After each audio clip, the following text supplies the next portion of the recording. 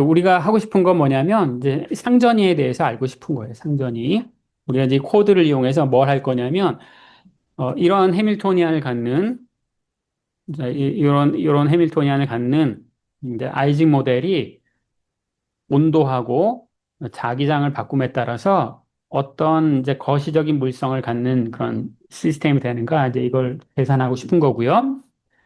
어, 뭐 전에도 말씀드렸다시피 이직 모델은 이제 상전의 가장 유명하고 대표적인 모델로서 이 상 그림이 정확히 알려져 있어요. 그래서 온도하고 그다음에 마그네틱 필드 이 2차원 평면에서 어, 각 영역에 이 상을 표시를 해봐라. 그럼 이제 이게 돼요. 그래서 x축이 온도분의 1이고 자, 우리가 이제 이 약속을 이렇게 하기로 했죠. 이 J가 익스체인지 그 상호작용 크기고 그 다음에 베타가 인버스 템퍼러처 항상 해밀토니안에 베타가 곱해져서 들어가기 때문에 인터랙션 스트렝스를 우리가 컨트롤하지 않고 요 K라는 J 나누기 KBT 그 다음에 B 필드 대신에 B 필드 나누기 KBT 이제 요 변수로 우리가 이제 시스템을 기술한다고 했고 그 다음에 편의상 볼츠만 상수는 1이고 그 다음에 이제 커플링 컨스탄트도 1로 놓기로 했어요.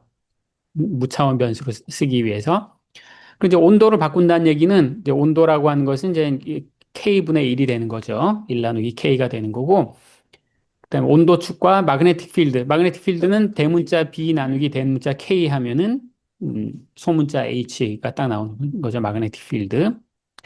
그래서 이제 이게 이제 유명한 그 상평형 그림이야. 자기장이 0이 아닐 때에는 얘는 그냥 자석이 돼, 그냥. 근데 자석이 되는데 자기 혼자 자석이 되지 않기 때문에 그걸 우리가 파라마그네틱 페이즈라고 부르고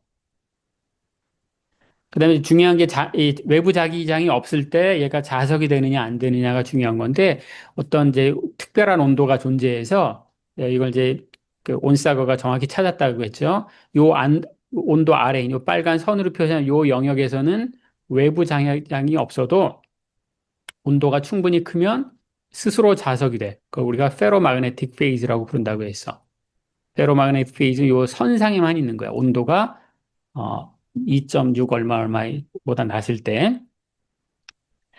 이 빨간 선을 제외한 나머지 모든 영역에서는 이제 파라마그네티즘이야.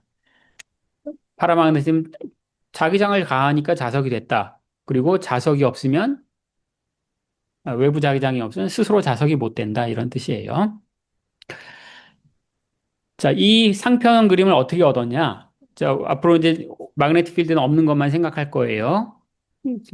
우리가 주로 관심 있는 게 자기장을 가하지 않아도 자석이 되느냐 안 되느냐 이제 그것만 따질 거기 때문에 여러분들이 좀 전에 작성한 코드를 가지고 뭘 할 거냐면 우선 시스템 사이즈를 고정을 해. L 바이 L로 고정을 하는 거죠. 시스템 사이즈는 L 바이 L이야. 주기적 연계적 조건이 있고요. 그럼 이제 L을 고정한 상태에서 내가 이제 온도를 바꾸는 거야. 온도를 예를 들어서 뭐 1.0도에서부터 3.0도까지 바꾸는 거야. 루프가 있는 거야. 온도에 대한 루프가 있고. 그럼 이제 외부 파라미터는 다 결정이 됐어. 시스템 사이즈하고 온도가 이제 결정이 됐고, 그러면 여기서 우리가 몬테칼로를 하는 거죠. 몬테칼로를 한다는 건 뭐냐면 시스템을 초기 조건에서 준비해 놓고, 초기 조건 뭐 스핀을 무작위로 섞어 놓거나 아니면 모든 스핀을 다 이제 업으로 만들어 놓거나 그렇게 해서 이제 몬테칼로 스텝을 진행하는 거죠. 그래서 시간의 함수로 몬테칼로 스텝의 함수로 내가 이 자와 밀도의 절대값을 여기다 출력을 했어요. 절대값. 그 다음에 에너지 밀도를 이제 그림을 그려보는 거야. 에너지 밀도의 그림을 그리면 제가 이제 손으로 그린 이제 이런 비슷한 커브를 얻게 될 거예요. 초기 조건에서 출발해서 얘가 찌글찌글 어디로 한참 가서 거기서 이렇게 왔다 갔다 하는 이제 이런 상태에 도달할 거고 우리가 이제 관심 있는 거는 이제 요 영역이야. 시스템이 어떤 정상 상태에 머물러 있을 때 그럼 정상 상태에 머물러 있기 위해서는 초기 조건에 영향을 받는 그 초기 영역을 다 갖다 버려야 되죠. 그래서 그것을 이제 내가 갖다 버리는 시간을 TR로 표시했어. 이걸 이제 릴렉세이션 타임이라고 불러. 초기 조건에서 얘가 이제 볼트만 분포를 따르지 않을 테니까 시간을 충분히 기다려야 얘가 정상 상태 볼트만 분포로 수렴할 거예요. 이게 우리 마르코 프로세스의 그 아이디어라고 했죠. 시간 한참 기다리면 얘가 우리가 원하는 확률 분포로 접근할 것이다. 그리고 나서 이 정상 상태에 도달한 후에 어떤 내가 TM이라고 제가 표시한 어떤 메저먼트 타임 동안 이 마그네티제이션을 이제 계산을 하는 거예요. 마그네티제이션. 에너지도 마찬가지고 이 초기 에너지 값들은 다 버리고 이제 이 메저먼트 타임 구간에서 우리가 에너지를 이제 구하고 그걸 가지고 우리가 평균 값을 계산하는 거죠. 평균 값을.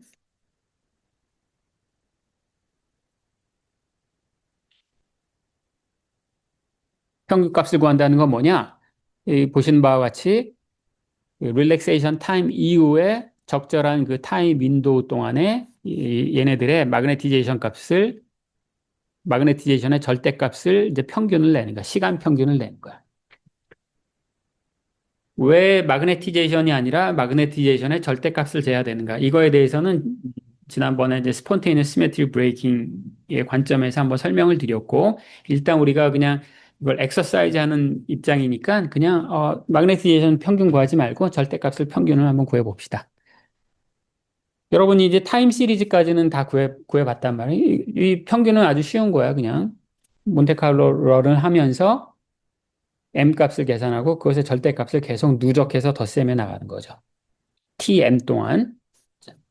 자, 그걸 우리가 이제 마그네티제이션이라고 부를 거예요.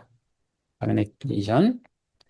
여기 렘넌트란 말은 무슨, 이건 뭐냐? 외부 자기장이 없을 때 여전히 남아있는 마그네티제이션이라는 뜻이야. 그러니까 우리 B필드가 0이다라는 걸 이제 강조하는 표현이에요. 역시 이제 에너지 밀도도 이제 계속 시간 평균으로부터 구하고 이게 이제 앙상블 에버리지가 되는 거죠. 그런데 우리가 이 상전위를 공부하기 위해서는 이 마그네티제이션하고 에너지 밀도뿐만이 아니라 다른 걸 계산을 해야 돼요. 다른 거. 다른 걸 뭘 계산해야 되느냐? 앞서서 여기 이 그림을 보시면 여러분들이 이제 타임 시리즈를 몇 번째 그림을 그리셨단 말이죠. 그걸 기억을 떠올려 보면 정상 상태에 도달했다고 마그네티제이션이 이렇게 플랫하게 되거나 에너지 밀도가 이렇게 플랫하지 않고 어떤 평균 값에서 이게 요동치고 있죠. 그렇죠? 이 요동을 우리가 뭐라고 부르냐면은 thermal fluctuation이라고 불러요.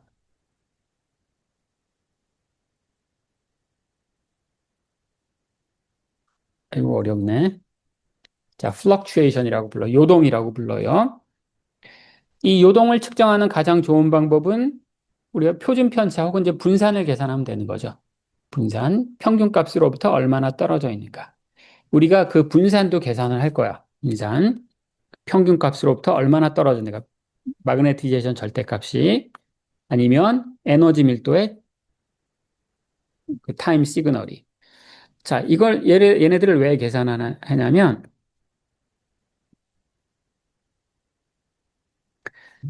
그거 자체가 아주 의미 있는 이제 물리량이 돼요. 어떤 물리량이 되냐면 우리가 이 외부 자기장이 없었을 때 자석이 되느냐 안 되느냐 그걸 결정하는 게 이제 마그네티제이션이라고 불렀어요.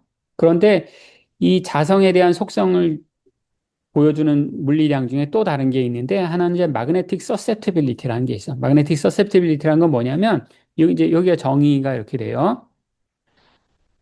내가 외부 자기장을 조금 바꿨을 때 그 시스템이 얼마나 빨리 자석이 되는가 이제 이걸 결정하는 거야. 근데 이제 외부 자기장이 0으로 가는 극한에서 그러니까 지금 현재 외부 자기장이 없어요. 외부 자기장이 없는데 내가 마그네틱 필드를 조금 가했을 때 과연 얘가 얼마나 빨리 자석이 되는가. 자, 이걸 이제 그 감수율이라고 부르고 우리가 감수성 이런 말을 하지 않습니까? 감수성. 그 감수성이 이제 susceptibility야. susceptibility. 그러니까 마그네틱 필드에 대해서 이 자석이 얼마나 감수성이 좋은가를 뜻해요. 그런데 자, 이 페로마그네틱 페이지에서는 외부 자기장이 없어도 자기 스스로 자석이 된다고 했지 않습니까? 그렇죠? 그럼 그 상태에서는 서셉티빌리티가 어떻게 되는 거냐면 얘는 발산을 합니다. 발산. 외부 자기장이 을 가을랑말랑하는 그 순간에 갑자기 확 자석이 돼 버리는 거니까 서셉티빌리티가 발산을 해, 발산. 음? 자, 우리가 이런 서셉티빌리티를 외부 자극에 대한 반응이라고 부르는데 이 자석이 되는 그 순간에는 이 물리 시스템의 반응성이 발산을 해요.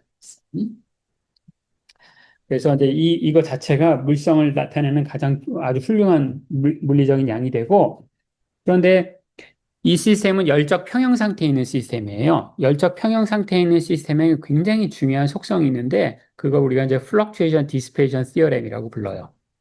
열평형 시스템은 이제 항상 있는 건데, 이 Fluctuation Dissipation Theorem은 제가 이 전산물리 시간에 지금 그 내용을 좀 설명드릴 수는 없고, 근데 이 컨셉 자체는 굉장히 유용해서 잘 기억을 하고 계신 게 좋아요. Fluctuation Dissipation Theorem은 뭐냐면 어떤 물리 시스템의 감수성이라고 하는 것은 감수성. 음, 감수성은 외부 자극에 얼마나 잘 반응하는가야. 그 감수성은 얘가 평소에 얼마나 흔들흔들 거리는가 그것에 비례한다. 이게 이제 Fluctuation Dissipation Theorem이야. 이 부분을 보세요. 이 부분이 마그네티제이션의 분산이죠. 분산. 분산이니까 평균에 얼마나 많이 벗어나 있나 그걸 측정하는 거죠. 그렇죠? 놀랍게도 얼마나 이거 우리가 요동이라고 부른다 말이에요. 요동. 평소에 얼마나 요동을 치는가 그게 정확하게 감수성과 비례한다 이거야. 비례. 요 앞에 이제 비례하는 거는 이제 통계역학에서 이제 배우는 건데 거기에 대해서 설명드리지 않을 거고요. 이 내용만 기억하시면 돼요. 얼마나 요동치는가가 물리 시스템의 감수성에 정확히 비례한다. 열평형 시스템에서는 이게 항등식이에요, 항등식. 그런데 여러분들이 만약에 여러분이 다루고 있는 물리 시스템이 열평형 시스템이 아니야. 열평형 시스템이 아니면 이런 플럭추에이션 디시페이션이 성립할 이유가 하나도 없어요. 그럼에도 불구하고 이 요동과 감수성 사이에 비례하는 관계는 상당히 보편적으로 성립해. 상당히 보편적으로. 그래서 여러분들이 어떤 이 물리 시스템의 감수성을 계산할 때에는 보통 이 미분을 해야 돼, 미분. 외부 자극에 대해서 얼마나 물리량이 변화하는가, 이걸 측정하는 거니까 미분을 해야 되는데, 가뜩이나 물리량을 측정하는 것도 수치적으로 계산하기 때문에 수치적인 에러가 그 속에 포함되어 있는데, 그걸 미분까지 하면, 미분이라고 하는 건 굉장히 작은 숫자로 나누는 거지 않습니까? 따라서 우리의 수치 계산에서 누군가의 미분을 계산하는 건 굉장히 안 좋은 일이야. 수치적으로 굉장히 어려운 작업이야. 그런데 이 요동을 구하는 건 여기 미분이 하나도 없어요. 나누기가 하나도 없어. 그래서 심지어 열적 평형에 있는 시스템이 아니더라도 우리가 서셉티빌리티를 계산하기 어려울 때에는 그 서셉티빌리티 계산을 이런 요동으로 대체를 할 수가 있어요. 대체로. 그 경우에는 이제 정확한 항등식이 아니겠지만 이게 감수성을 대표한다 이런 거야. 대표한다. 물론 이제 열평 시스템이 아니면 온도라는 게 없겠죠. 온도라는 게 없으니까 이 KBT 이런 거 아무 의미 없어. KBT로 나누면 안 돼. 온도라는 게 없는데. 이제 그런 경우에는 분산 곱하기 시스템 사이즈. 요게 바로 서셉티빌리티의 대체제야. 대체제. 음? 저기 시스템 사이즈는 왜 곱하는가? 여기 L 제곱이라고 하는 게 우리가 2차원을 다루고 있기 때문에 시스템 사이즈를 여기다 곱하는 건데, 이거는 이제 그 통계역학 시간에 여러분들이 배운 내용이고, 뭐 나중에 관심 있는 학생은 이걸 찾아보시면 돼요.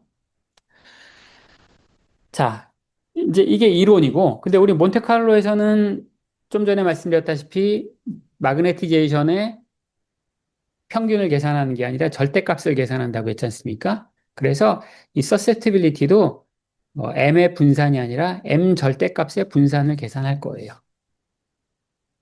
분산 계산하고 둘 다 타임 시리즈가 있으면 되는 거야. 타임 시리즈가 있으면은 계속 마그네티제이션 절대값 더해 나가고 제곱의 절대값을 다 더해 나가서 나중에 이제 최종적으로 연산을 하면 되는 거죠. 그렇죠? 그 다음에 또 하나의 감수성을 또 계산할 건데 이건 이제 온도에 대한 감수성이야. 내가 온도를 바꿈에 따라서 시스템의 에너지가 얼마나 높아지는가. 이걸 우리가 비열이라고 불러요. 비열. 비열은 온도 변화에 따른 시스템의 감수성이야. 감수성. 얼마나 잘 반응을 하는가. 이건 역시 플럭추에이션 디시페이션 티어렘이 있겠죠. 그렇죠? 열평 시스템에서는 항등적으로 에너지의 감수성은 에너지의 분산에 의해서 주어진다. 항등식이에요. 항등식.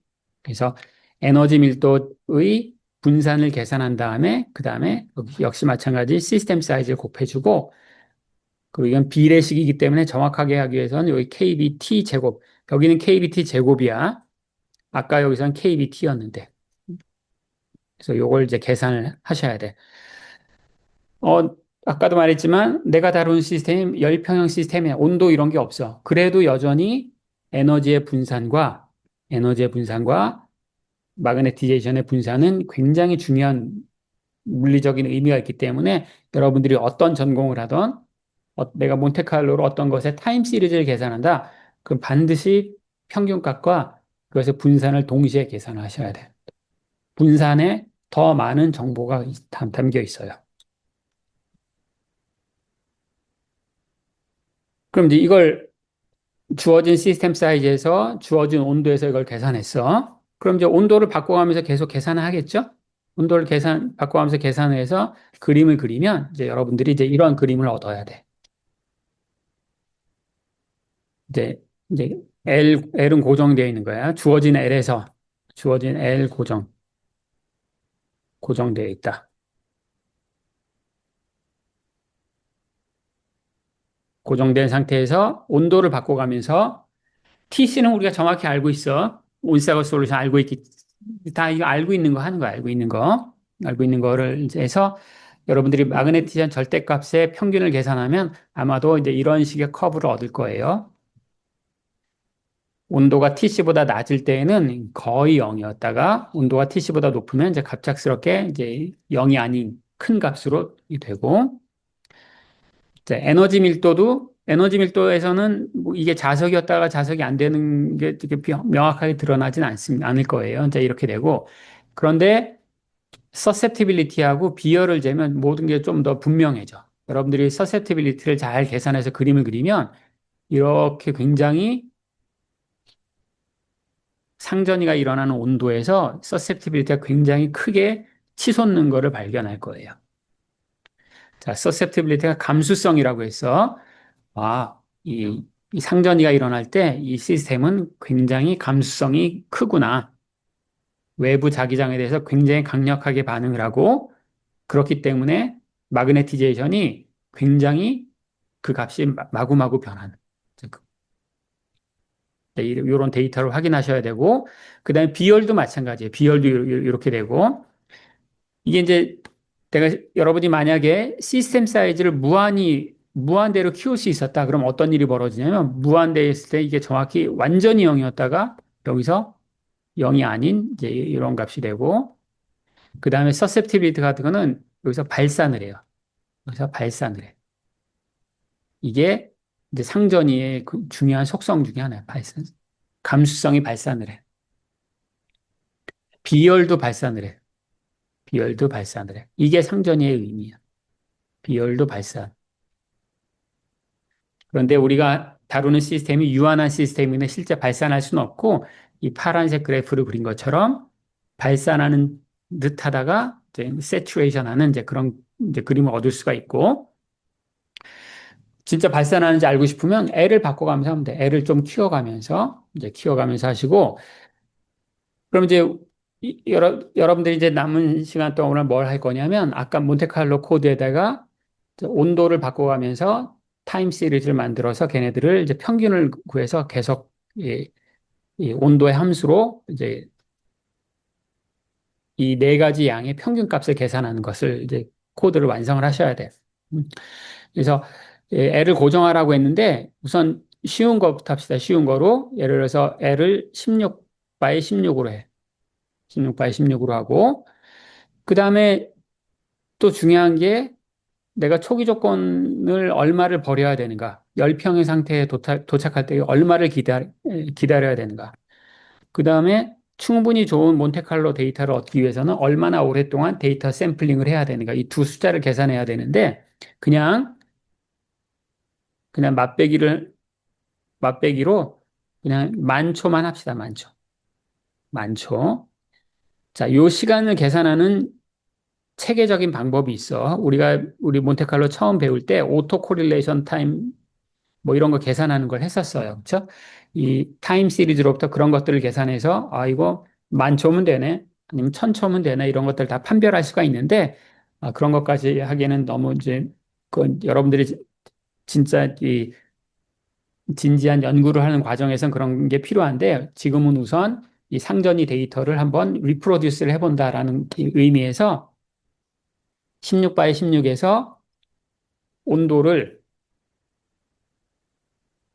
온도를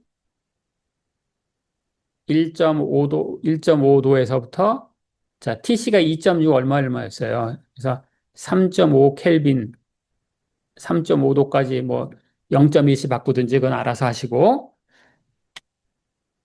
이 파란색 그래프를 한번 얻는 코드를 지금 해서 데이터를 얻어보세요. 이 코드만 완성하시면 16 곱하기 16 그다음에 만초 동안의 데이터다. 그러면 뭐 금방 돼요. 실제 코드가 돌아가는데 걸리는 시간은 5분도 안 걸릴 테니까 한번 여러분들이 지금 짜서 해봅시다. 오픈MP가 만약에 지금 준비가 안 된 학생은 16 by 16은 아까도 확인했다시피 오픈MP보다 그냥 그 시리얼 코드가 더 빨라요. 그러니까 오픈MP로 굳이 안 하셔도 돼. 그러니까 지금 한번 해봅시다.